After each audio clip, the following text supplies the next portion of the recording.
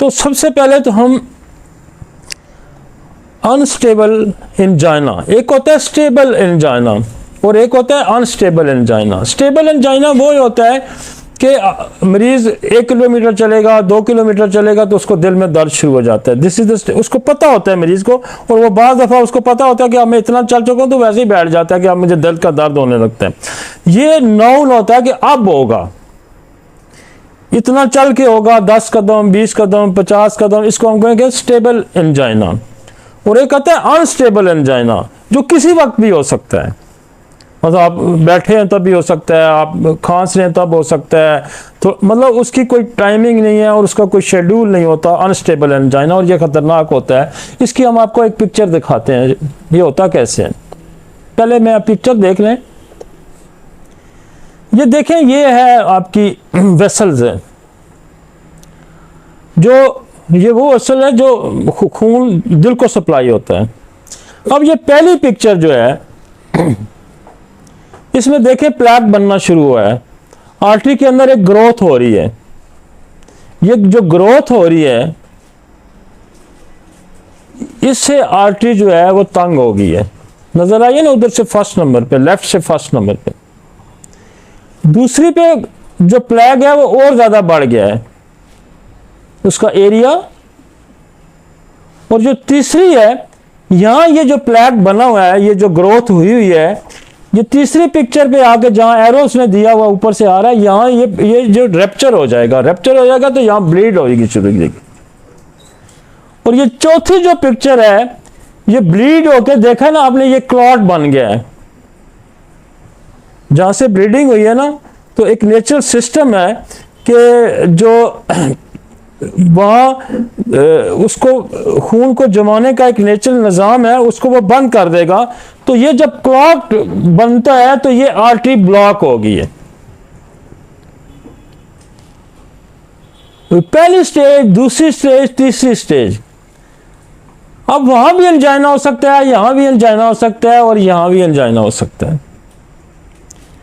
ये जो कंडीशन होगी, जो तीसरी वाली, यहाँ अनस्टेबल एंजाइना हो जाएगा, वहां स्टेबल हो जाएगा कि एक हद तक ब्लड का फ्लो, जब आप चलते हैं तो ब्लड का फ्लो, या एक्सरसाइज करते हैं या कोई इमोशनल एक्साइटमेंट होती है तो ब्लड का फ्लो तेज हो जाता है। जब तेज हो जाएगा तो उसको तेजी से गुजरेगा नहीं।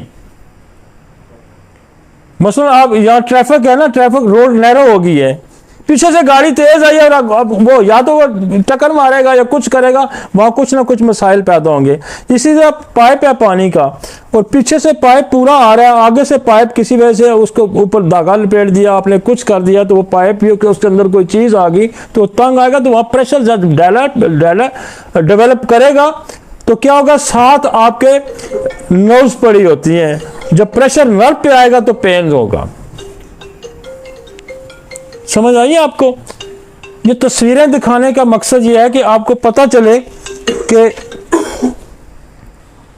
जो ये स्टार्ट कैसे होगा, और फिर यही जाके आपको आगे मायोकार्डियल इन्फार्क्ट करेगा कि ये जब सप्लाई आगे बंद हो जाएगी तो फिर क्या होगा कि आगे जो हार्ट का जो हिस्सा है जो पंप करता है, वो उसको जब ऑक्सीजन नहीं मिलेगी, उसको जब ब्लड नहीं मिलेगा, तो वो उसकी नेक्रोसिस होना शुरू हो जाएगा, उसकी डेथ होनी शुरू हो जाएगी।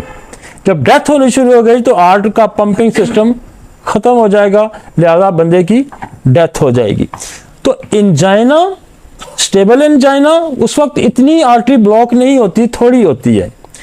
अनस्टेबल एंजाइना, आर्टरी ज्यादा ब्लॉक हो गई है। मैं इसकी आप कुछ समझ आ गया ना आपको? अब जरा वापस लाएं इसको। और वो कहते हैं न्यू ऑनसेट चेस्ट पेन और chest pain that is the occurring at the rest, और angina that is the bursting from the previous stable pattern of the pain. Difference between unstable angina and acute myocardial infarction is the degree of ischemia.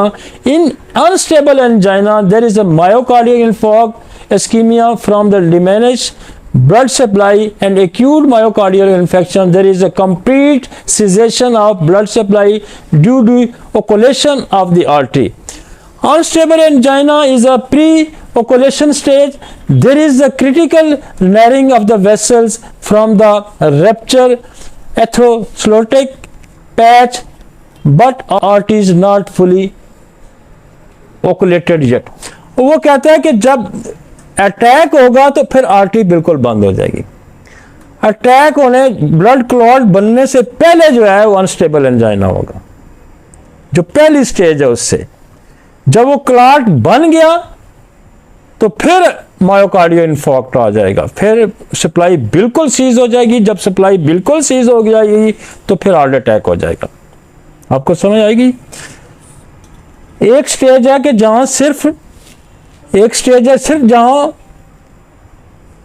Plaque बनना शुरू हुआ, थोड़ा सा आपको देखा कि artery टंग, वो एक खास जाके एक्सरसाइज पे, एक ज्यादा एक्सर्शन पे, एक खास एक्सर्शन पॉइंट पे आपको एंजाइना होगा, जिसको स्टेबल एंजाइना कहते हैं। लेकिन जो प्लैक जब प्लग फटेगा, ब्लीड करेगा और फिर उस पर क्लॉट बनेगा, उससे पहले वाली जो स्टेज होगी वो अनस्टेबल एंजाइना है। अनस्टेबल एंजाइना जो है वो अलार्मिंग है कि आप ये समझ लें कि काम जो है खतरनाक सूरत हाल। लिहाजा इसी वजह से हमने स्टेबल एंजाइना यहाँ नहीं डाला, इसलिए नहीं जा रहा कि वो इमरजेंसी नहीं है इतनी, वो मरीज खुद ही हैंडल कर लेता है कि यार मैं अब 10 कदम चलाऊं तो मुझे होता है, तो थोड़ा बैठ के फिर चलना शुरू कर देता है। तो ये वो स्टेज आती है कि इसकी अगली स्टेज जो है फिर उसको कहते हैं मायोकार्डियल इन्फार्क्शन, के जो हार्ट का जहां सप्लाई बंद होगी, जो आर्टरी की सप्लाई जब बंद होगी तो अगले हिस्से में चूंकि खून नहीं जाएगा, वहां ऑक्सीजन नहीं पहुंचेगी, उसकी डेथ होनी शुरू हो जाएगी, लिहाजा इंसान की मौत वाक़या हो जाएगी। समझ आइए जी आपको? Heart attack. अब यहां आपको जो है ना दवाइयों की जरूरत है कि जब स्टेबल एंजाइना में कौन सी, अक्सर मरीज आपको कहते हैं डॉक्टर साहब मैं जब कोई काम करता हूँ या कोई एक्सर्शन खाता हूँ या खाना खाने के बाद तो मुझे दिल में दर्द। अब हमारे पास बहुत अच्छी दवाइयाँ हैं इसको रोकने के लिए। मेरा कोई तकरीबन 60 अबव एक कार्डियक मटेरियल मेडिका मैंने दिया हुआ है, जिसमें सिर्फ हमने हार्ट की जो दो लाइनों की अलामात हमने लिखी हुई हैं, वो तकरीबन 60 से अबव मेडिसिन है, वो हम नीचे आपको दिखा देंगे। लेकिन वो मैं इतनी डिटेल अब नहीं आपको उसकी हम डिस्कस कर सकते, उसकी वजह ये है कि वो तो काफ़ी सारे लेक्चर खा जाएगा। लेकिन हम आपको वो लिस्ट ज़रूर दिखाएंगे कि ये जो मेडिसिन है, और ये अगर आपने डिटेल इसकी देखनी है तो जो मेरा दिल का लेक्चर है डॉक्टर सईद के साथ, उसमें इसकी पूरी डिटेल मौजूद है उन दवाइयों की कि लेटोडेक्टस क्या करती है, हिमोटोक्सिलॉन कैसे काम करती है, सेंचरस कैसे काम करती है, सेमिसफ्यूगा कैसे काम करती है, बेलाडोना कैसे काम करती है, कैकेटस कहाँ काम करेगी। तो इस तरह हर दवाई जो है ना, लेकिन हम यहाँ इस इमरजेंसी में मैं ज़्यादा दवाइयाँ नहीं डिस्कस करूँगा, मैं ज़्यादा बोझ भी नहीं डालना चाहता। मैं वो दवाइयाँ यहाँ डिस्कस करूँगा कि जो बहुत ज़्यादा इमरजेंसी में यूज़ होने वाली होंगी, ताकि आपके पास 62 जो या 60 अबाव जो मेडिसिन हैं, वो अगर हम उस पर सारी में सर्च में पड़ जाएंगे तो आप मरीज हाथ से निकल जाएगा। लिहाजा हमने उसको रेस्क्यू करना है, और रेस्क्यू करने के लिए ज़रूरी है कि आपके पास मेडिसिन की चॉइस काउंटेबल हो, फिंगर टिप्स पे हो, ताकि आप फौरन उसकी सिलेक्शन कर सकें। तो सबसे पहली मेडिसिन जो हमारी यहाँ इस्तेमाल होती है ना, वो यहाँ ध्यान रखें कि एकोनाइट होती है। आप मरीज को एकोनाइट दें, एकोनाइट विद इन मिनट के अंदर अगर आपको रिजल्ट नहीं मिलता, मिनट के अंदर, तो फिर एकोनाइट से आप निकल जाएं। और दूसरी जो बड़ी, जो मैं अगर अनस्टेबल एंजाइना की बात करूंगा तो आपके पास एक और चॉइस है, वो है लेटोडेक्टस। लेटोडेक्टस का पेन यूं स्टार्ट होता है और यूं आर में आता है। लेकिन हमारे पास एक और बड़ी मजे की दवाई है जो कि आपकी पूरी हार्ट की सीरीज में काम आएगी, पूरी हार्ट की सीरीज स्टेबल एंजाइना जहां से प्लेक बनना शुरू हो गया वहां से लेके मायोकार्डियल इन्फॉक्स तक, कार्डियक फेलियर तक, कार्डियक अरेस्ट तक वो काम आती है। और इसकी पहचान इतनी आसान है कि क्विकली आप उस पर पहुंच सकते हैं और उसमें 30 सेकंड में आपने मेडिसिन प्रिस्क्राइब करनी होती है और वो इतनी जल्दी आपको 30 सेकंड में ही आपको उसने रिजल्ट भी दे देना होता है। वो है कैक्टस। कैक्टस की जब आर्टरी नैरो होगी तो क्या होगा, यूं ग्रिप आएगी, यूं ग्रिप आएगी। आर्टरी नैरो हो रही है ना, जैसे हमने आपको ये शक्लें दिखाई हैं पहली। आर्टरी जब नैरो होगी, तंग होगी, तो क्या महसूस होगा मरीज को कि मुझे ग्रिप पड़ गया, मुझे किसी ने यहां बंद कर दिया है। तो एहसास भी बंद होने का आएगा, वो कहेगा जी शिकंजा पड़ गया। तो कैक्टस जो है वो इतना ही मरीज से आपने पूछना है और आपको वो फील भी। और ये याद रखें कि दिल का मरीज का जो दर्द आता है ना, वो कभी भी हाथ यूं नहीं करके बताता कि मुझे इधर दर्द है। वो पूरा यहां उसने पंजा रखा होता है, ये पंजा रखा होता है। जिस तरह वैसे हार्ट पे ग्रिप पड़ गया ना, इसीलिए यूं पंजा भी वो रखता है कि यूं, ये डॉक्टर साहब मुझे यूं दर्द है। तो आपने एक सिम्टम अगर ग्रिपिंग है, सेंसेशन उसको हो रही है कि मुझे ग्रिप पड़ गई है, मुझे किसी ने मुट्ठी में बंद कर दिया है, मेरे हार्ट पे शिकंजा पड़ गया, मेरे हार्ट पे जैसे किसी ने लोहे का खोल बना दिया है। और ये जो कैक्टस है, इसकी पूरी माइंड की फीलिंग भी ऐसी है। कैग, CAG, कैग का मतलब पिंजरा। वो समझता है कि मैं किसी पिंजरे में बंद हो गया हूं।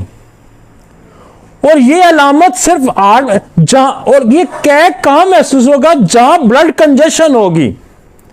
वो स्टमक में भी हो सकता है, वो दिमाग में भी हो सकता है।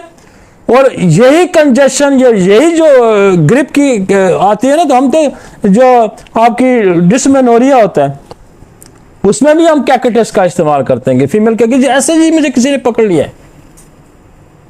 तो इतना पूछना तो कोई मुश्किल काम नहीं है ना, और इतना फौरन ही मरीज ने जवाब देना होता है, कहां जी ऐसा ही है। और इसको कोल्ड स्वेटिंग भी होती है, इसको कोल्ड स्वेटिंग भी होती है। लेकिन इसकी कोल्ड स्वेटिंग और वेट्रम एल्बम की कोल्ड स्वेटिंग में फर्क, वेट्रम एल्बम की स्वेटिंग बहुत ज्यादा होगी। और यही अगर आपको मरीज ये इस हालत में नजर आओगा कि उसका फेस पेल हो गया, स्वेटिंग आ गई, और यूं आपको अगर लगता है कि मरीज गया हमारे हाथ से निकल रहा है, मरने को जा रहा है। और मैं सैकड़ों मरीजों को, मैंने जब वेट्रम एल्बम हमने उसके मुंह में डाली, एक कतरा ही डाला, तो साथ ही मरीज ये कहता है कि डॉक्टर साहब मैं बच गया हूं। उसको मौत नजर आ रही होती है। और कैक्टस भी मैं आपको बताऊं कि कमाल की दवाई है कैक्टस। आप 1 10 m की एक डोज देंगे, मरीज सेकंड, ये मिनट नहीं लगाता ज्यादा, सेकंड में उसको रिलीफ मिलेगा, सेकंड में मिलेगा। तो एंजाइना पेक्टोरस, अब दवाइयां और बहुत हैं। मसलन वो ये कह रहा है कि दर्द यूं आता है और यूं चला जाता है, यूं आता है यूं चला जाता है। तो ये सिम्टम है, और ये भी ब्लड कंजेशन की सिम्टम है, बेलाडोना की। प्रायोरिटी पे रखना है पेशेंट्स को। प्रायोरिटी आपको एकोनाइट, वेट्रम, कैक्टस टॉप प्रायोरिटी पे रखना है आपने, कि ये मायोकार्ड इन्फेक्शन को भी बचाएंगी, अनस्टेबल एंजाइना को भी बचाएंगी। ये बहुत काम वाली चीजें हैं। और अगर आपको ये पेशेंट यूं फील हो रहा है कि पेशेंट जो है उसकी पल्पिटेशन इतनी तेज है कि वो यूं बाहर फील हो रही है, बल्कि यूं हाथ रखेंगे तो दिल की धड़कन बाहर फील हो रही है, तो फौरन स्पाइजेलिया बचाएगी, फौरन स्पाइजेलिया बचाएगी।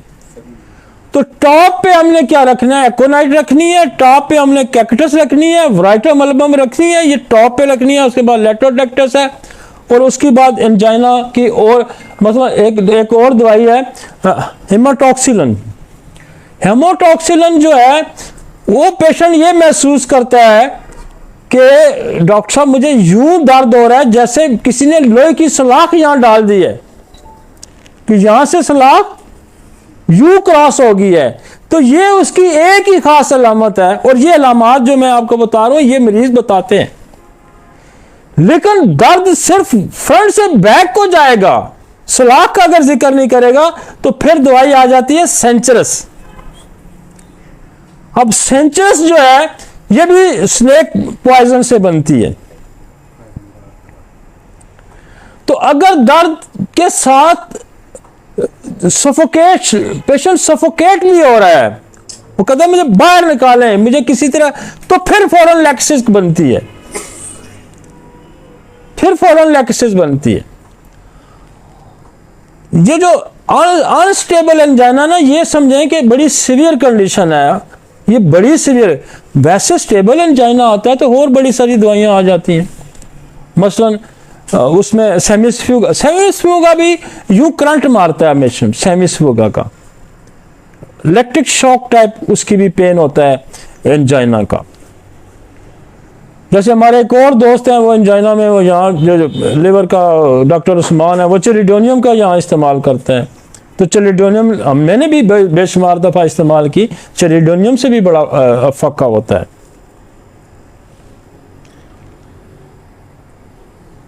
तो हमने अनस्टेबल एंजाइना इसलिए इसको पहले रखा, इसकी पिक्चर भी रखी कि अगला काम जो होने वाला होता है उसको आप कैसे रोकेंगे, कैसे आप हैंडल करेंगे।